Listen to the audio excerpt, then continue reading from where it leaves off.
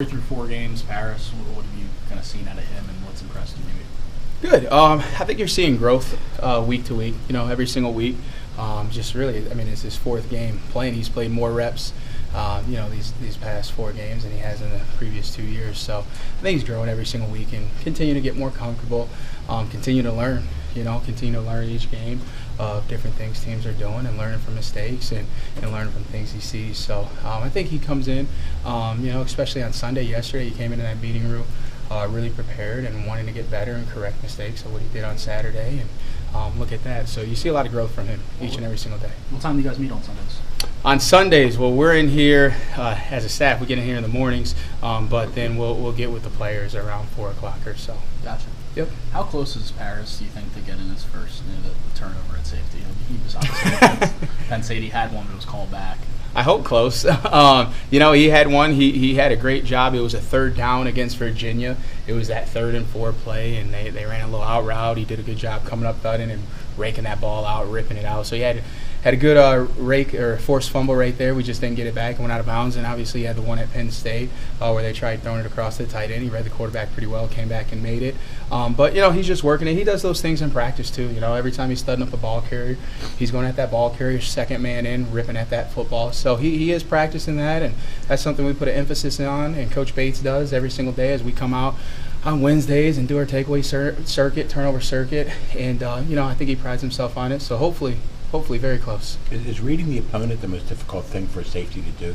He has the athletic ability, obviously, but you have to read where the ball's going to go. Yeah, I think not just where the ball's going to go. You got to read your keys first.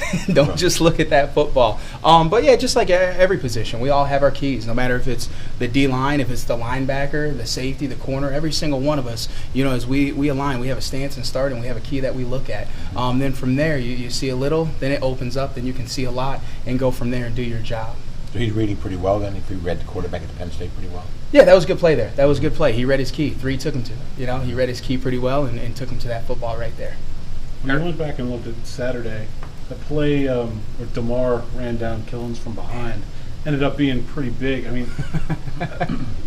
What do you make of that play? And this is the athleticism he showed there and really the determination. Yeah, that was a big play. That's why you don't let up on any play. Because you'll even see, going back to other weeks, like we've had other guys track down the ball, and the next play, Penn State, I know it was called back, but we had an interception on the next play after running down the football. So that just goes back to really priding yourself on always trying to get 11 hats to the football. No matter if that ball is away from you, you can't expect anybody else to make the play. You have to go there, leverage the ball, and take great angles to the football. But that ended up being a huge play. DeMar ran his butt off, but if you guys looked at that film, you see the other 10 guys on defense too. You'd see our freaking nose tackle, our DNs, the other corner, the other safety. Like those guys were running their butts off, and DeMar took a great angle and clipped his ankle and got him down. And Phil gets the interception the next play. Eric Hallett was kind of that extra DB early on in the game. How do you think he did in his first significant game action? Yeah, Hallett, he ended up with 34 snaps on defense, and he had a lot of special team snaps, but we were really proud of him after sitting back and watching the film.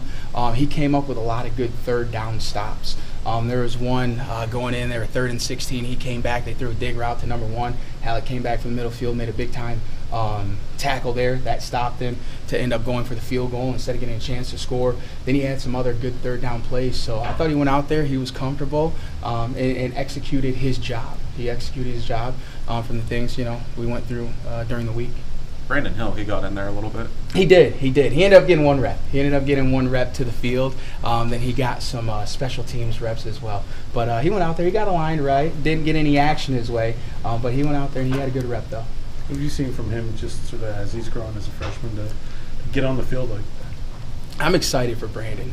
You guys watch him practice. The kid, you yell at him a lot because he's always tackling out there. We want to thud and stay up, protect our guys. He probably gets yelled at every practice for that. But you love how hard he practices. And that's what you saw in him a year ago when we recruited him. The kid went out there and he's going to be a great leader. He wants to be great and do the small things right. So we've been very encouraged. Just got to keep moving up with him and taking steps every single day of improving and getting better. But he's done some good things throughout his month, last month being here. We just talked to Tim Salem. Is he the most eccentric coach on staff? Most eccentric person I know. Yeah, Salem is go, go, go all the time. I've never not seen him just rocking and rolling fast. So, yeah, Coach Salem's he's a funny one. He gets after it, though. Take away his Mountain Dew. Yeah, take away his Mountain Dew and his Snickers or his Kit Kat, whatever he eats on the road. I think that's his treats. It's sugar and caffeine. But Salem, he goes all day, every day. You guys need a lot of energy to do these jobs, don't you? Yeah. I mean, at the end of the day, as a coach, you expect energy out of your players. Like, you expect them to practice hard. You expect them to be great, attentive in meetings. Well, I'd probably say you should be a good example of that as well, right? You probably should be a great example of how you approach the meeting room, how you approach the day, and how especially you approach practice, of being a great example for those guys.